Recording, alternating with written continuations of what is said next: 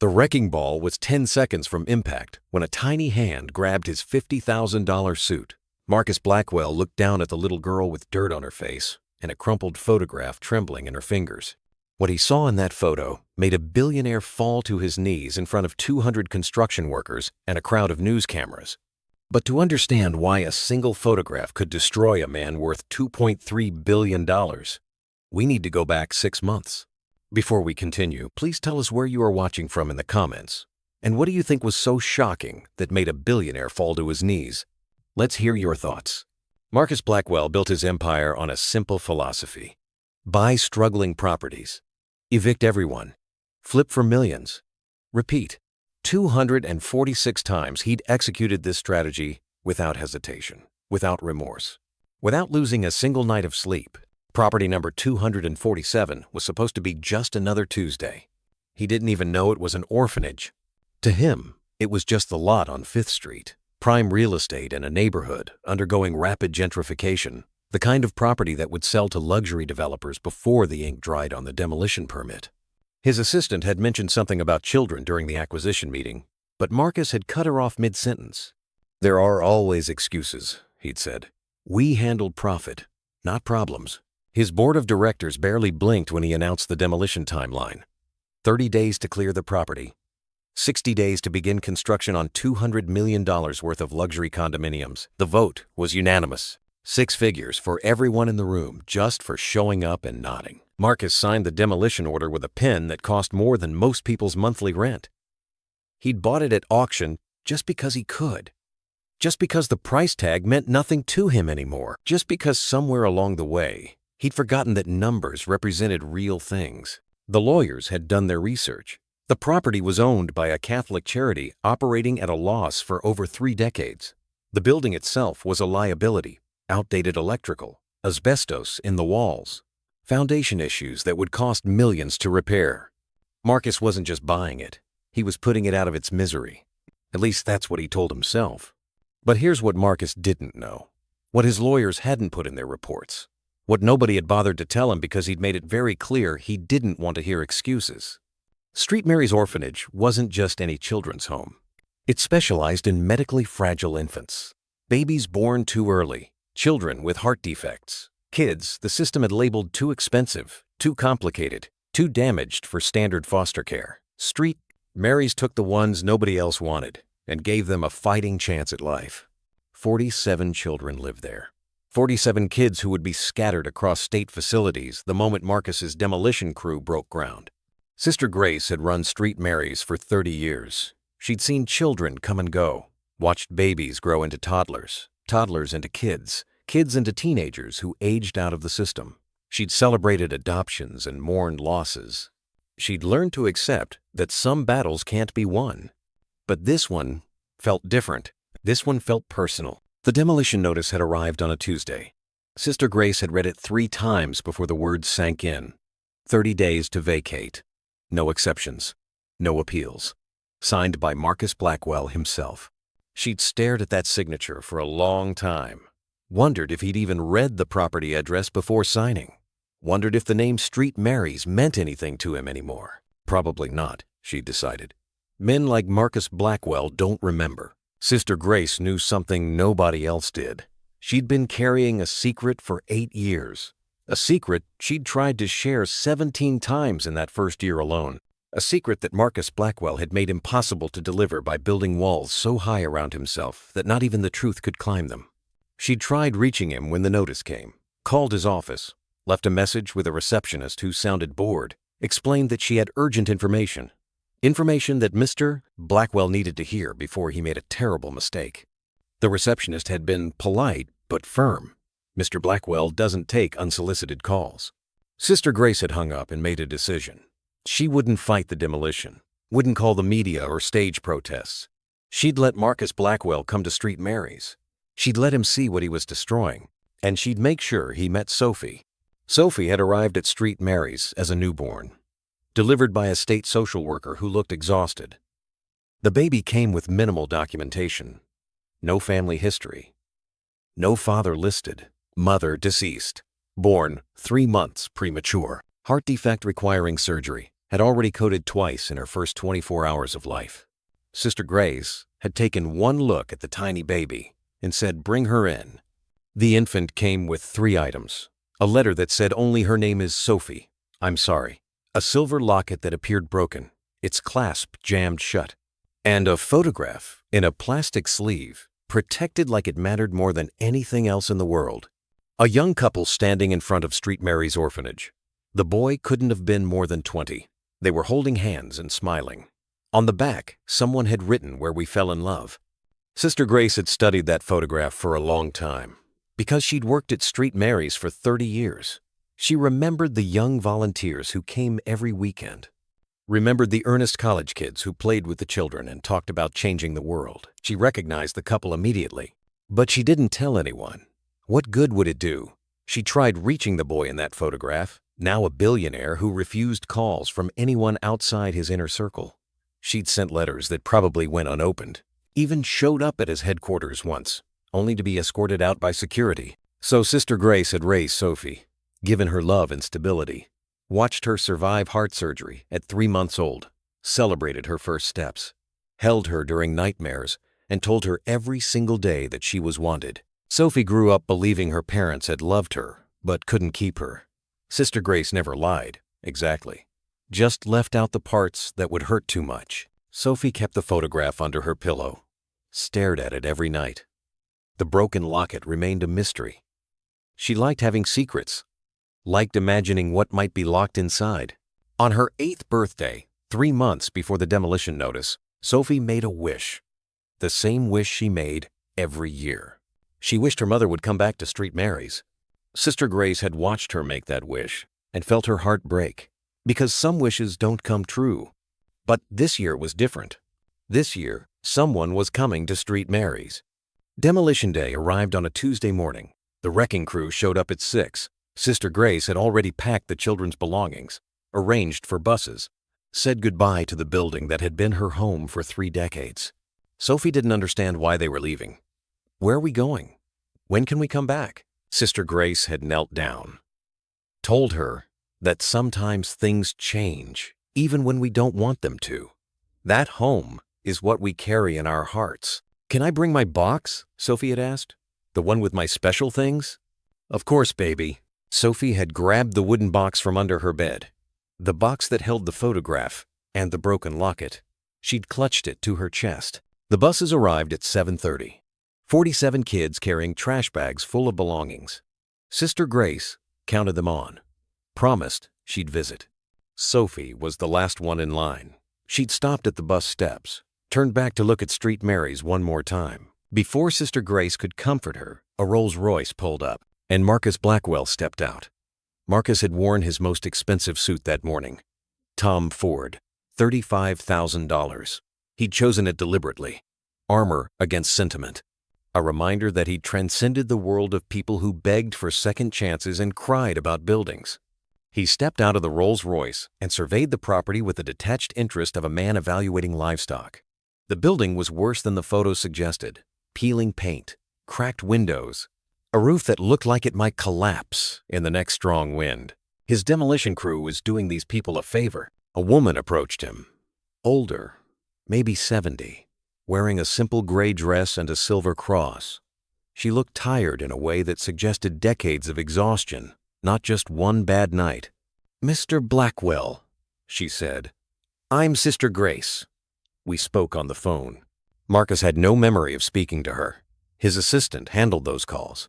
"I'm here to ensure the demolition proceeds on schedule. I trust everyone has vacated the premises." "Almost everyone." Sister Grace gestured toward the buses. "The children are leaving now. 47 of them. They've been told this is temporary, but we both know most of them will never see each other again. State facilities don't keep sibling groups together." Marcus felt nothing. He'd trained himself to feel nothing. "That's unfortunate, but this building is structurally unsound. You've had 30 days to make arrangements." "We've had 8 years," Sister Grace said quietly. 8 years of knowing this day might come. Something in her tone made Marcus look at her more carefully. "Do I know you?" "You did. A long time ago." Sister Grace smiled, but it didn't reach her eyes. You volunteered here.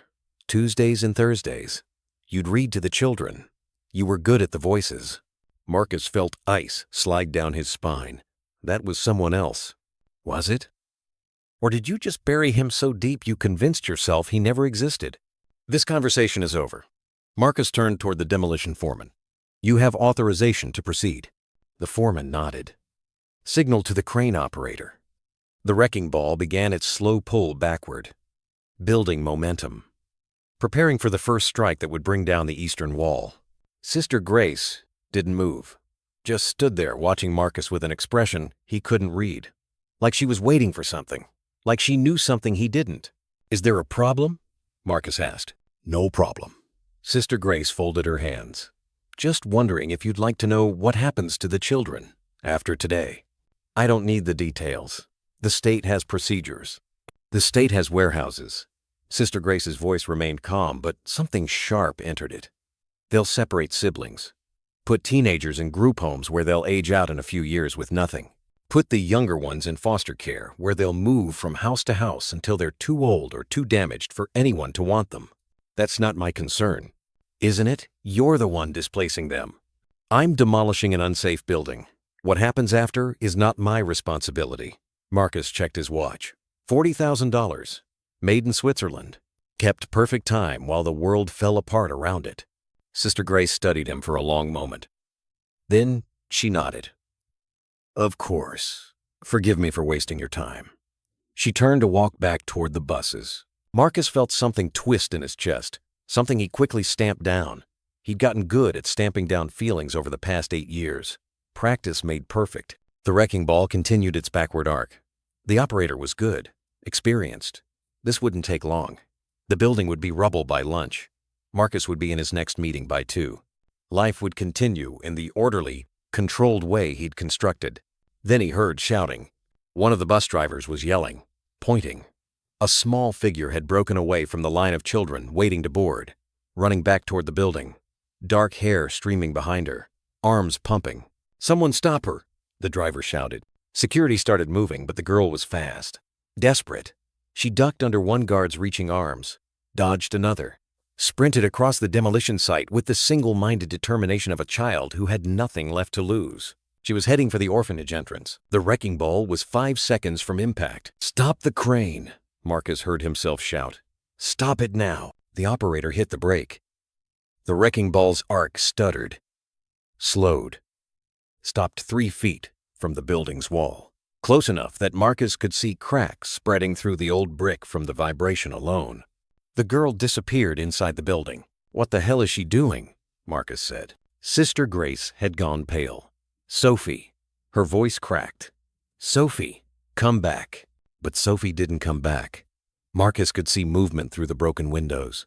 The girl was running up the stairs. 2nd floor, 3rd floor, moving fast. Get her out of there! Marcus snapped at security.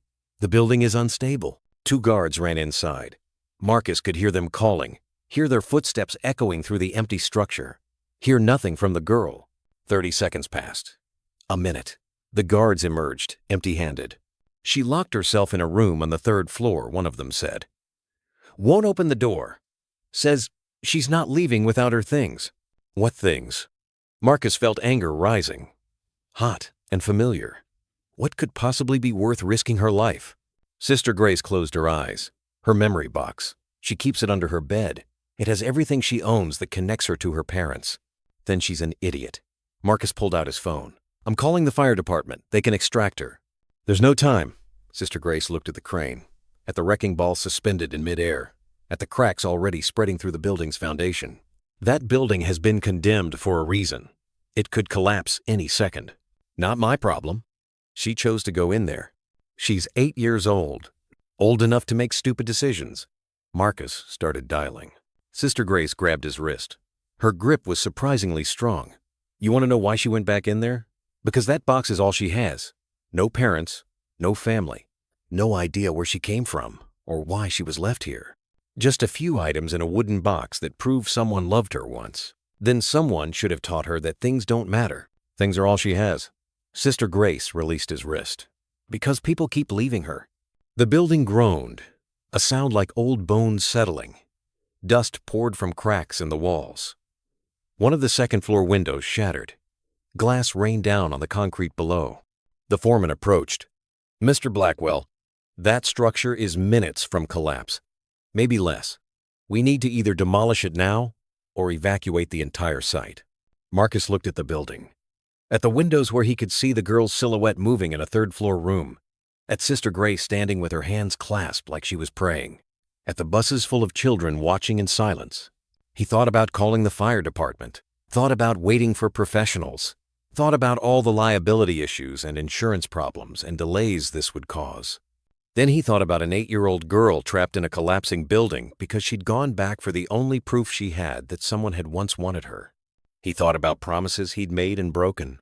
About things he'd thrown away because remembering hurt too much. About 8 years of running from pain that never actually went anywhere. Damn it. Marcus stripped off his suit jacket. $35,000 of Italian tailoring dropped in the dirt. How do I get to the third floor? Sister Grace stared at him. "You're going in there?" "Someone has to." Marcus moved toward the entrance. His security team moved to follow. He held up a hand. "Stay here. I don't need witnesses when I do something monumentally stupid." The building was dark inside. Emergency lighting had been disconnected. Marcus used his phone flashlight to navigate the hallway. The floor creaked under his feet. Plaster dust filled the air. Everything smelled like decay and abandonment. The stairs were narrow, steep. He climbed them 2 at a time. Second floor, third floor, a hallway lined with doors, most standing open. Empty rooms filled with ghosts. One door was closed. He could hear crying behind it. "Sophie," he called. "You need to come out. The building isn't safe." The crying stopped. Then a small voice. "Go away. I can't do that." Marcus tried the handle. Locked. "Listen to me. Whatever you went back for isn't worth dying over. You don't understand." Sophie's voice was thick with tears. "You don't understand anything. Then explain it to me. But do it while we're walking out of here." Silence. Then the lock clicked. The door opened. Sophie stood there clutching a wooden box to her chest. Her face was streaked with dirt and tears. She looked terrified and defiant in equal measure. "I'm sorry," she whispered. "I just needed my box." Marcus looked at the box, looked at the girl, looked at the way she was holding it like it contained her entire world, because maybe it did. "Okay, you have it. Now let's go." He held out his hand. Sophie stared at it for a long moment. Then she took it. Her fingers were small and cold in his. They moved quickly down the hallway, down the stairs. The building groaned again, louder this time. Marcus felt the floor shift beneath them, heard something snap in the walls. "Run," he said. They ran. Through the first-floor hallway, past rooms Marcus suddenly remembered. The reading corner, the playroom, the cafeteria, where he and Elena had served meals to kids who said grace before eating. Places he'd forgotten on purpose. Places that hurt to remember. They burst out the entrance just as a section of roof caved in behind them. The sound was deafening. Dust and debris exploded outward. Marcus shoved Sophie ahead of him, threw himself forward. They hit the ground hard, rolled, came to rest 10 feet from the building as another section of wall collapsed. Marcus lay there breathing hard, tasting dust, feeling his heart pound, aware that he'd just risked his life for a child he didn't know over a box full of things that didn't matter. Except they mattered to her, and for some reason he couldn't explain, that made them matter. Sophie sat up, checked her wooden box. The lid had stayed closed. Whatever was inside remained safe. She looked at Marcus with wide eyes. "You saved me," she said. "I stopped you from getting killed doing something stupid. There's a difference. But you came in, even though it was dangerous." Sophie's voice held wonder. Why? Marcus didn't have an answer. Didn't want to examine too closely what had made him strip off his jacket and run into a condemned building. Didn't want to think about the expression on Sister Grace's face when he dropped his phone and moved toward the entrance. The foreman was shouting. The building was collapsing in earnest now. Walls folding inward, floors pancaking. The demolition Marcus had ordered happening on its own without any help from the wrecking ball. "Everyone back!" the foreman yelled. "Clear the site! Move! Move! Move!" Marcus grabbed Sophie's arm, pulled her to her feet. They ran toward the buses. Behind them, Street Mary's Orphanage died with a sound like thunder. They stopped at the parking lot, turned to watch. The building was gone, just a pile of rubble and dust. 8 years of Sophie's life erased in 30 seconds. Sister Grace appeared beside them, knelt down, pulled Sophie into a fierce hug. "Don't ever do that again. Do you understand me? Don't ever." "I'm sorry." Sophie was crying again. "I'm sorry. I just couldn't leave it." "I know, baby. I know." Sister Grace rocked her. Then she looked up at Marcus over Sophie's head. "Thank you." Marcus shrugged, tried to find the detachment he'd felt an hour ago. "Failed. Don't thank me. I'm still the reason she's homeless." "But you went in after her. That matters." "Does it?" Marcus looked at his hands. They were shaking. He shoved them in his pockets. Sophie pulled away from Sister Grace, looked at Marcus. She was still holding her wooden box, still protecting it like it was the most valuable thing in the world. "Do you want to see?" she asked. "What's inside?" And Marcus, who had spent 8 years avoiding anything that made him feel, who had built an empire on not caring, who had convinced himself that the past was dead and buried and gone, found himself nodding. "Yes," he said. "I'd like to see." Sophie sat down on the curb, placed the wooden box carefully on her lap. Her hands were still trembling from the adrenaline, from nearly dying, from being saved by a stranger in an expensive suit who looked at her like she confused him. She opened the lid slowly, reverently, like she was revealing something sacred. Inside, Marcus could see 2 items, a silver locket on a tarnished chain, and beneath it, protected in a plastic sleeve, a photograph. Sophie lifted the photograph first, held it against her chest for a moment before turning it toward Marcus. "This came with me. When I was left here, Sister Grace says maybe the people in it knew my parents. Maybe they can tell me about them." Marcus looked at the photograph. His brain registered what he was seeing but refused to process it. 2 people, young, standing in front of the building that had just collapsed. The boy had his arm around the girl's shoulders, both smiling, both impossibly young and naive and believing the world was good. He knew those faces, had seen them in mirrors and photographs and dreams he pretended not to remember, had spent 8 years trying to forget them. "Where did you say you got this?" he heard himself ask. His voice sounded distant, mechanical. "It was with me, in my basket, when I was a baby." Sophie traced the edges of the photograph with her finger. "I don't remember my parents. But Sister Grace says, whoever left me here loved me. She says people don't leave photographs of themselves unless they want to be remembered." Marcus couldn't speak, couldn't move. His entire world had narrowed to the photograph in Sophie's hands, to the proof that the past wasn't buried at all, that it had been here, waiting, the entire time he'd been running. Sister Grace was watching him, that knowing expression back on her face. That look that said your walls are crumbling and there's nothing you can do to stop it. "Do you recognize them?" Sophie's voice was hopeful. "Do you know who they are?" Marcus should have lied. Should have said no and walked away and gotten back in his Rolls Royce and driven back to his life of profitable emptiness. Should have done what he'd been doing for 8 years. Run. Instead, he kept staring at the photograph, at Elena's face, at his own younger self who'd believed love conquered everything, who'd promised to always help places like Street Mary's, who'd had no idea that promises meant nothing when grief turned you into someone unrecognizable. "The girl in that picture," Marcus said slowly. "What was her name?" Sophie flipped the photograph over. On the back, in handwriting Marcus would recognize anywhere, were 4 words. "Where we fell in love." "I don't know," Sophie said. "There's no names, just that." She looked up at Marcus. "Do you know her? You look funny, like you've seen a ghost." Marcus forced himself to breathe, to think, to find some logic in the chaos unraveling inside his chest. The photograph proved nothing. Lots of people volunteered at Street Mary's. Lots of couples fell in love there. The fact that Sophie had this particular photograph meant nothing, except it meant everything. "How old are you?" he asked. 8. Sophie smiled. "Well, 8 and 3 months. My birthday is August 12th. August 12th. The same day Elena died. The same day he'd signed away parental rights to a daughter he'd refused to look at. The same day he'd walked out of a hospital and spent 8 years convincing himself he'd made the right choice.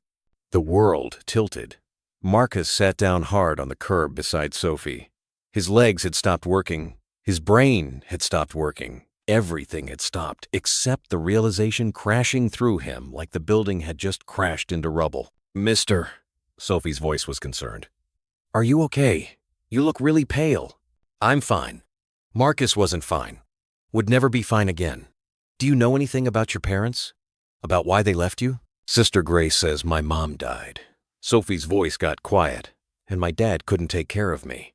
She says sometimes grown-ups have problems that are too big, and kids end up paying for them." Marcus felt something crack inside his chest. Something that had been frozen for 8 years.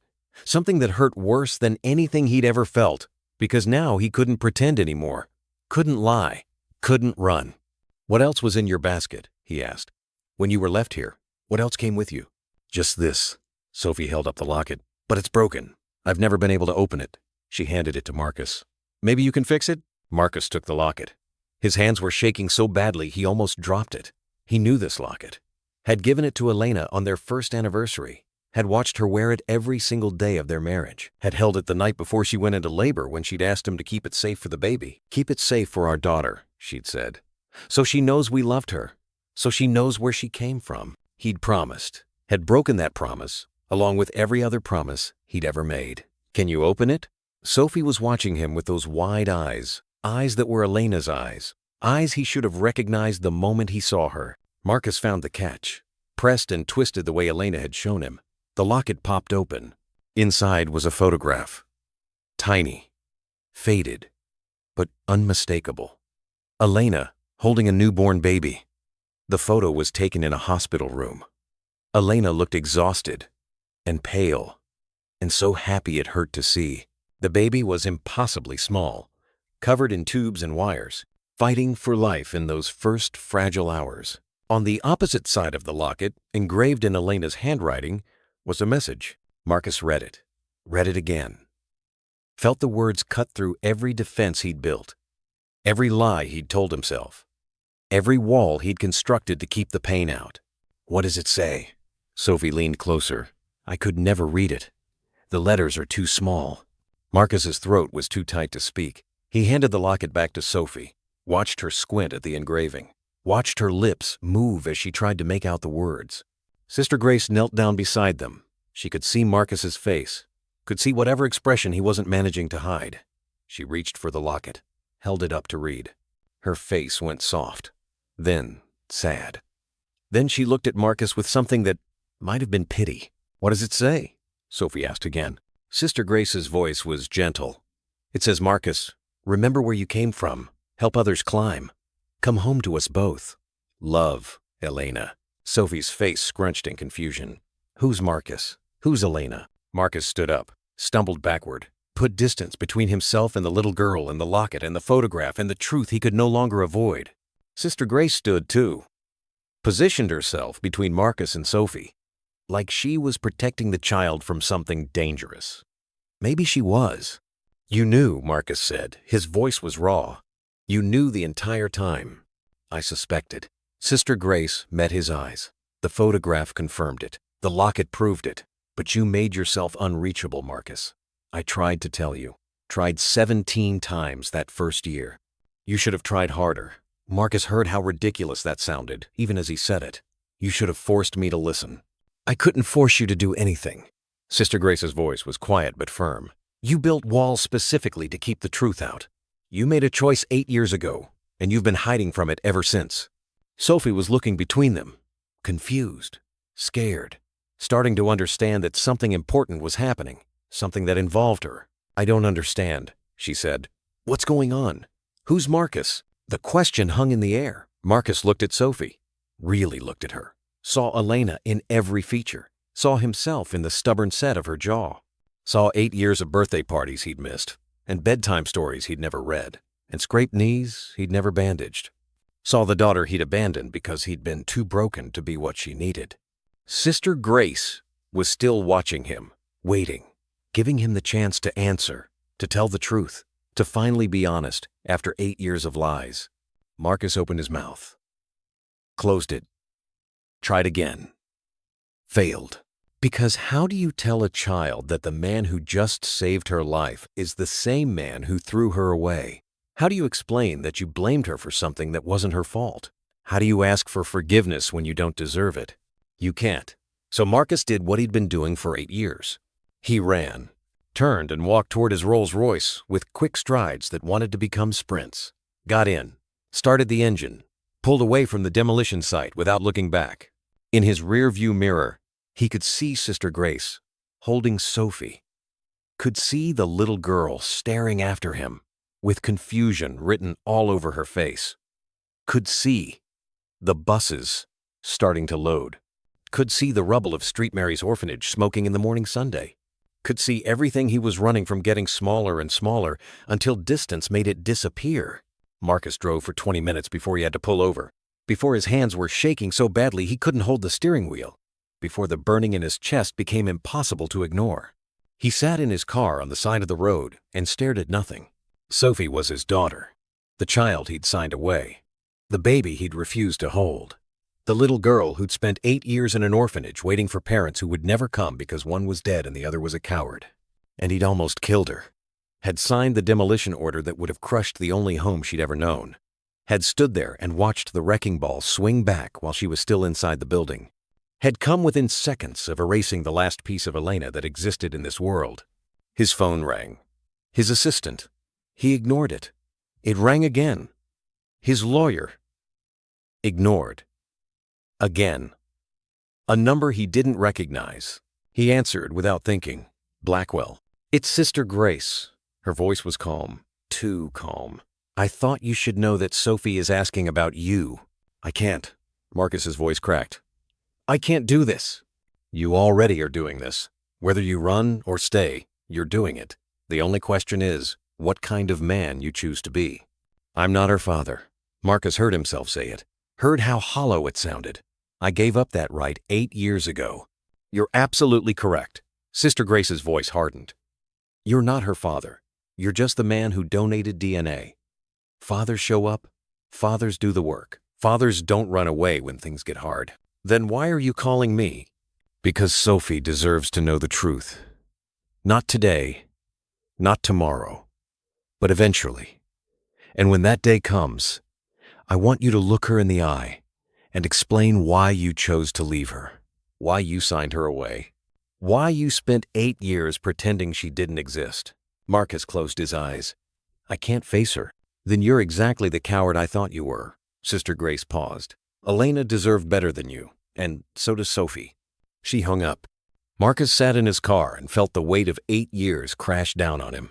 Felt every choice he'd made, every promise he'd broken, every moment he'd chosen profit over people and emptiness over pain. He thought about driving home, thought about pouring himself a drink, thought about calling his assistant and scheduling meetings and burying himself in work until this day became just another day he didn't think about. He thought about a lot of things, but what he couldn't stop thinking about was Sophie's face when she'd asked if he knew who the people in the photograph were, the hope in her voice, the desperate need to connect to parents she'd never known, the parents who'd been right there the entire time, one dead, one hiding. Marcus pulled out his phone, stared at it, made a decision that terrified him more than any business deal ever had. He typed out a message to his assistant. Cancel everything for the next month. Don't call me. Don't email me. I'll contact you when I'm ready. Then he turned the car around and drove back toward the demolition site. He didn't know what he was going to say. Didn't know if Sister Grace would let him anywhere near Sophie. Didn't know if he could look at his daughter and admit what he'd done. But he knew one thing.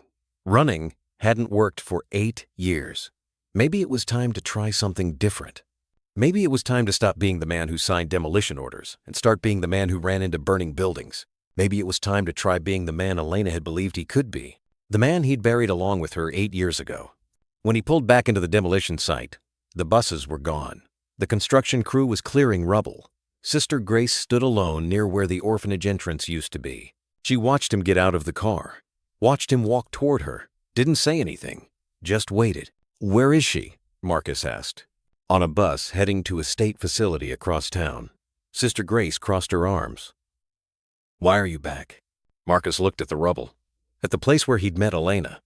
where he'd made promises, where he'd become someone worth being before grief had destroyed him. "I don't know," he said honestly. "I just know I can't leave. Not like this." "What changed?" "Nothing. Everything." Marcus ran his hand through his hair. "I spent 8 years running and I'm still in the same place. Still broken. Still alone.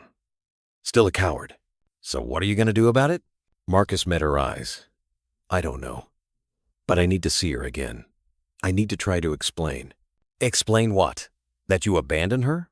That you blamed her for something she never did?" Sister Grace's voice was hard. "What explanation makes that okay?" "None." Marcus felt the truth of it. "There's no explanation, no excuse. I just need her to know that it wasn't her fault, that she didn't do anything wrong, that I was the problem." "And then what?" Sister Grace demanded. "You tell her the truth and disappear again? Make yourself feel better and leave her with the knowledge that her father chose to abandon her?" "No." The word came out stronger than Marcus expected. "No. I don't know what comes after. But I can't run anymore. I can't keep pretending she doesn't exist." "Why not? You've been doing it successfully for 8 years." "Because she exists." Marcus gestured at the rubble. "She's real." And almost killing her made me realize that pretending doesn't make the truth go away. Sister Grace studied him for a long moment. Then she pulled out her phone, made a call. "This is Sister Grace. The bus heading to Lincoln facility. I need you to turn around and come back to Street Mary's." "Yes, I know it's demolished. Just come back." She hung up, looked at Marcus. "You have 20 minutes before that bus arrives. 20 minutes to figure out what you're going to say to the daughter you threw away. Don't waste them." Marcus spent 19 of those 20 minutes pacing. The 20th minute he spent frozen, watching the bus pull into the demolished lot, watching Sophie step off, clutching her wooden box, looking confused and small and so much like Elena that Marcus had to look away. Sister Grace spoke to her quietly. Sophie's eyes went wide. She looked at Marcus across the rubble-strewn lot. Then she walked toward him with slow, uncertain steps. Marcus had rehearsed a dozen speeches. Every word evaporated the moment Sophie stopped 3 feet away. "Sister Grace says you wanted to talk to me," Sophie said. "About the people in my photograph." "Yes." Marcus forced himself to meet her eyes. "I need to tell you something important." Sophie hugged her box tighter. "Okay." Marcus knelt down, put himself at her level. "The people in that photograph. I know who they are." Sophie's face lit up. "You do? Can you tell me about them?" The girl's name was Elena. Marcus felt his throat closing. She was kind. She believed people could change the world if they cared enough. She volunteered here every week because she said children deserve love whether anyone wanted them or not. "What about the boy?" Sophie was hanging on every word. "He was weak." Marcus kept his voice steady. "He made promises he didn't keep. When Elena died, he broke completely." Sophie's face fell. "He died too?" "No." Marcus paused. "He's still alive. But the person Elena loved disappeared 8 years ago. I don't understand." Marcus took a breath. "Your mother's name was Elena. She died the day you were born. She loved you more than anything." "How do you know?" Sophie's voice was barely a whisper. "Because I was there. Because I'm the boy in that photograph." Marcus watched her face. "Because I'm your father." The words hung in the air. Heavy. Irreversible. Sophie stared at him. "You're my daddy?" "Biologically, yes." Marcus forced himself to continue. "But I gave you up the day you were born. I signed papers that said I didn't want you. And I never looked back. Why? The question was so small, so broken. Because I blamed you. Your mother died bringing you into the world, and I couldn't separate the two things. I couldn't look at you without seeing what I'd lost. So I chose not to look at all." Sophie took a step backward. "You didn't want me?" "No. The truth was acid. I didn't want to feel anything. So I threw you away like you were nothing." Sophie was crying now, silent tears streaming down her face. "I was wrong." Marcus's voice cracked. "You didn't kill your mother. You didn't do anything except be born. And I punished you for 8 years for something that was never your fault. Your mother left you that locket with a message for me. She believed I was better than I am, and I spent 8 years proving her wrong. Then why are you here?" Sophie's voice was angry now. "Because I almost killed you today." Because I realized that running doesn't work. Marcus steadied himself. You deserve to know that your father is alive, that he's a coward, that he abandoned you not because you weren't worth loving, but because he was too broken to love anyone. Are you going to leave again? Marcus wanted to promise he'd stay, but he'd made promises before. I don't know how to be your father. I don't know if I can be what you need. I just know that I can't keep pretending you don't exist. So what happens now? Now you get back on that bus. Marcus forced the words out. And maybe if you want, I can visit sometimes. Maybe we can talk. Maybe you'll decide if you want me in your life at all. Sophie opened her wooden box, pulled out the photograph, looked at it for a long moment. Sister Grace says my mommy was a good person. She was the best person I ever knew. And she loved you? Even though you're mean? She loved who I used to be. Sophie studied the photograph. Do you think you could become that person again? I don't know. Marcus met her eyes. I don't know if that person still exists. Sister Grace says people can change if they want to. Sophie's voice was thoughtful. Do you want to? Yes, Marcus said. I want to. Then maybe you should try. Sophie put the photograph back. Before you get too old and it's too late. She turned and walked back toward the bus. Marcus watched her climb the steps, watched her press her face against the window. Sister Grace approached. What now? Now I figure out if wanting to change is enough. Marcus pulled out his phone. I need the name of the best family reunification lawyer in the state. You need to prove you've changed. Sister Grace's voice was firm. That takes time. Therapy. Work. Months. Maybe a year. And there's no guarantee. I know. But I have to try. Sister Grace nodded. If you do this, you don't get to run when it gets hard. If you abandon her again, you'll destroy her. I won't run. Marcus said it like a vow. I won't promise I'll be good at this, but I promise I won't run. Words are easy. Show me actions. What do you need? Fund the rebuilding of Street Marys. Visit Sophie once a week. Every week. Get therapy. And forgive yourself. You can't be a father while carrying 8 years of guilt. Saturday came. Marcus arrived 15 minutes early. At 2 p.m., a social worker brought Sophie to the visiting room. She sat across from him, didn't speak. Hey, Marcus said. Hi, Sophie said back. Silence. Then Sophie opened her box, pulled out the photograph, slid it across the table. Will you tell me about her? About my mommy? Marcus took the photograph with shaking hands. Yes, I'll tell you everything. For the next hour, Marcus talked. About meeting Elena. About falling in love. About the night Sophie was born. About the choice he'd made in grief and cowardice. Sophie listened. Asked. Questioned. Cried. The social worker called time. Will you come back next week? Yes, every week. For as long as you'll let me. Sophie paused at the door. I don't think I can call you Dad yet. I know, that's okay. But maybe someday. If you keep coming, maybe someday I could try. I'd like that, Marcus said. Weeks turned to months. Marcus came every Saturday. Never late, never missed. He brought photographs of Elena, told stories, answered questions. Sophie slowly opened up, started to trust.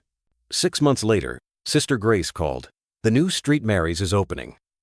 I'd like Sophie there. And you, if she wants. Marcus asked Sophie at their next visit. She thought about it. Okay, but you have to stand next to me. The new Street Marys opened on a Saturday in March. Marcus stood next to Sophie while Sister Grace cut the ribbon.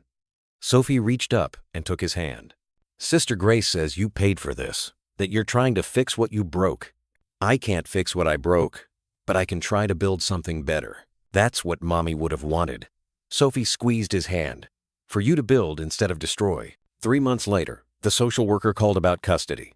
Marcus had completed parenting classes, had therapy notes, had 18 months of showing up. But he asked Sophie first. There's a chance you could live with me, but only if you want that. Sophie was quiet. Then, if I live with you, do I still get to see Sister Grace? Yes, every week. Do I get to keep my box? Of course. Do I have to call you Dad? No. You can call me Marcus until you're ready. And if you're never ready, that's okay too. One more question. Sophie's voice was barely a whisper. If I try this, and it's too hard, can I tell you? Can I be honest? Yes. Marcus knelt down. If you're scared, tell me. If you hate me sometimes, tell me. I won't run. I promise. Sophie studied his face, looking for lies, for cracks. She must have found something that satisfied her because she nodded. Okay, we can try. Marcus moved Sophie into his apartment on a Saturday in June. The first night was awkward.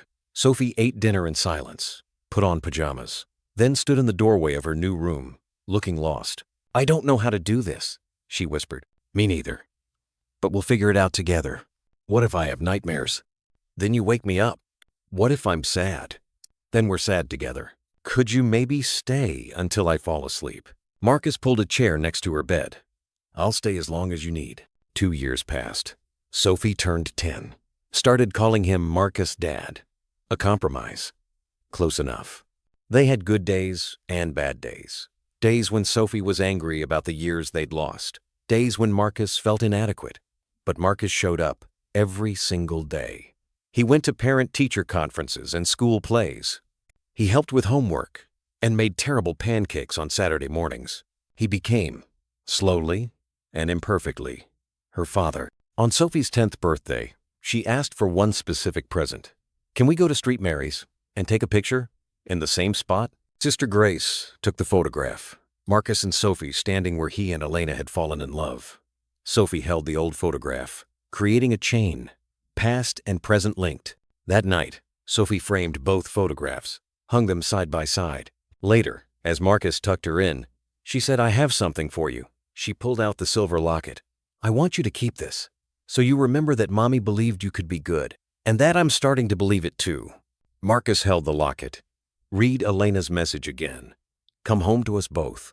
He had come home. It had taken 8 years and a demolished building and a little girl brave enough to show him a photograph, but he'd finally come home. I love you, Sophie Bear. It was the first time he'd said it out loud. Sophie smiled. I know. And someday, when I'm ready, I'll say it back. Someday came 6 months later. Sophie was sick with the flu. Marcus stayed home, made soup, read stories, held a cool cloth to her forehead. As she drifted off to sleep, she mumbled it, so quiet he almost missed it. Love you too, Dad. Marcus sat in her darkened room and cried, because she'd called him Dad. Because after 8 years of running and 3 years of trying, his daughter had finally decided he was worth the risk. Because some photographs don't just capture a moment, they capture a promise, a path, home. And sometimes, if we're very lucky and very persistent and very honest, we get a second chance to keep the promises we broke. It wasn't a fairy tale. It was messy and hard and painful, but it was real. Sophie kept both photographs, the old and the new, reminders of where they'd been and where they were going, proof that people can change, that 8 years of mistakes don't have to define the rest of your life. Marcus had signed a demolition order that almost destroyed his last chance at redemption, but a little girl with a photograph had saved him instead. And this time, Marcus didn't waste it. If you like the story, please consider liking the video and subscribing to our channel. And tell us what you think of the story in the comments.